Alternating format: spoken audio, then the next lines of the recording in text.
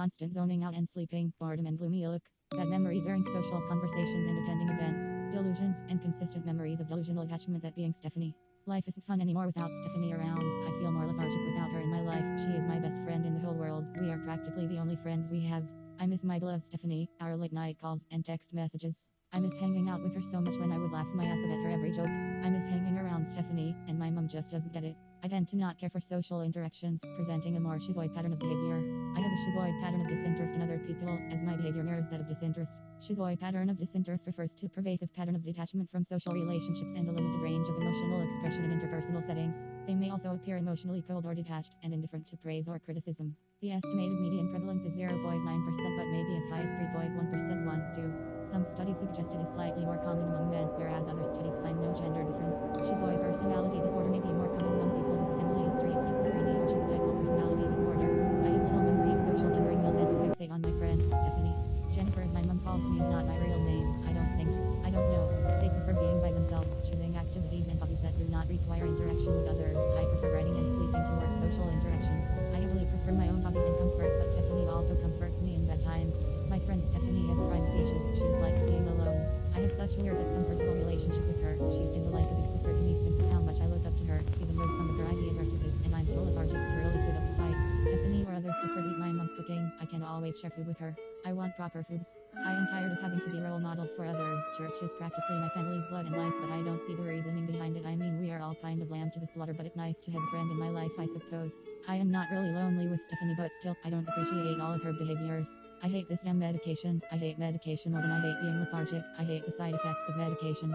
I have a tendency to panic a little when surrounded by others. I feel overwhelmed and tired a lot, but if I want something so badly, I will willingly allow myself to get there early. I am never on time, but that's the risk of being me, so I like being a little malicious since it's entertaining. To see people being suckers is a little bit funny, but I couldn't care less. I am indoctrinated in a cult. I dislike being here, but it holds control over my life. I am constantly asked condescending questions and have a lot of religious trauma. I dislike people due to my religious upbringing and trauma. I am always tired partially due to my religious upbringing and the fact that I dislike being in this religion. I have constant memory gaps due to my tiredness. Points of authority intimidate me and make me feel uneasy. I dislike talking to authority figures as they don't have my best intent in mind. They often put forth their beliefs over mine and I try to break out of it, but I get too overwhelmed to do anything. I often go into trances and easily hypnotize against my will. Jehovah's Witnesses may have a higher rate of schizophrenia diagnosis compared to the general population, particularly paranoid schizophrenia. This higher incidence is not definitively explained, but factors like the religion's teachings, potential social isolation, and the emphasis on strict adherence to rules may play a role. Describes a study of 50 Jehovah's Witnesses admitted to the mental health service facilities of Western Australia, which suggests that members of this section of the community were more likely to be admitted to a psychiatric hospital than the general population. Furthermore, followers of the sect were 3 times more likely to be diagnosed as suffering from schizophrenia and nearly 4 times more likely to be diagnosed as suffering from paranoid schizophrenia than the rest of the population at risk. Findings suggest that being a member of the Jehovah's Witnesses faith may be a risk factor predisposing to schizophrenic illness. Further studies suggested to investigate whether psychotic people are more likely to join the sect than normal people have predisposed schizophrenia. The Watchtower is in a perpetual state of doctrinal change, often flip-flopping as many as 3 or 4 times on a single issue. Nowhere has this been so tragic as in its medical teachings. During the 1930s and 1940s, the Watchtower taught that vaccinations not only were ineffective, but also were a direct violation of God's law. 15, and in the early 1950s, vaccinations were up to one's conscience. Yet many are aware of the numerous cases of witnesses who have done horrible things. A recent example is that of 2 formerly devout young witnesses, the Freeman brothers, who used to get along with their parents and were nice boys but murdered their mother Brenda, 48, their father Dennis, 54, and their brother Eric, 11.23. The boys, Brian, 17, and David, 16, both pleaded guilty to lesser charges and received life in prison. This horrendous crime received international attention and no doubt reminded many witnesses of other infamous witness murder cases. It is often said that a person experiencing the first stages of serious schizophrenia is more likely to go to see a priest than a psychiatrist. This is because the delusions suffered by people with schizophrenia often have religious content.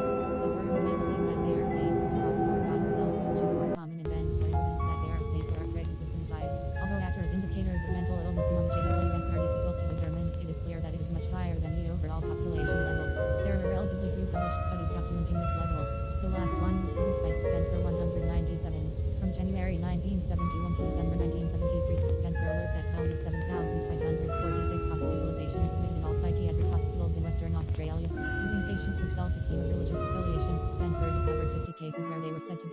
The use of the control statistics was determined to be a population of approximately 4,000 members of Western Australia and a population of 1,068,469 residents, with a reporting of total JW resections. Spencer was found throughout the diagnosis. It was 2.54 per 1,000 reports of the total population, compared to 4.17 per 1,000 for JW schizophrenia rate S.38 JW his case of population compared to 1.4. Therefore, these figures show that eyewitness schizophrenia is about 3 times more frequent than in other populations, and delusional schizophrenia is about 4 times more.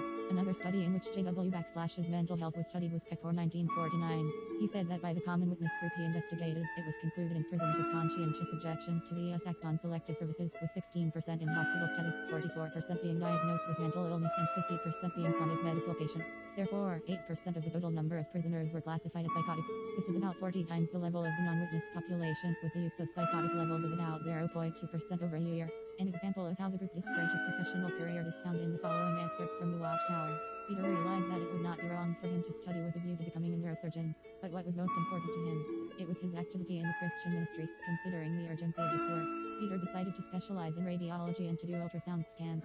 Some might consider this a less prestigious position, but it would allow him more time to devote to spiritual pursuits. Is this unique 1996, p. 22, insanely smart and good at science but distrust in anything outside of the cult? The exact rate of mental illness among JWs is difficult to determine, but it is clear that it is significantly higher than the rate for the population as a whole. There have been relatively few published studies which document this level. One of the most recent was done by Spencer 197. During the 36-month period from January 1971 to December 1973, Spencer examined the records of all 7,546 inpatient admission to all West Australian psychiatric hospitals. Utilizing the patient's self-reported religious affiliation, Spencer found 50 cases that stated they were active JWs. Utilizing the witnesses' statistics of approximately 4,000 members in West Australia and a population of 1,068,469, the ratio of general admissions to the ratio of JW admissions was determined. Spencer found for all diagnoses a ratio of 2.54 per 1,000 for the population as a whole compared to 4.17 per 1,000 for JWs.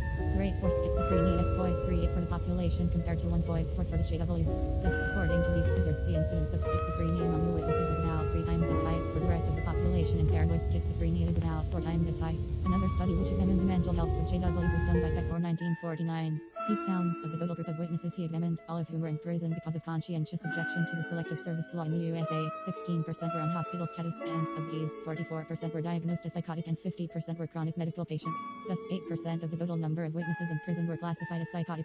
This is about 40 times higher than the rate for non-witness population, using a psychosis rate of about 0.2% for any 1 year.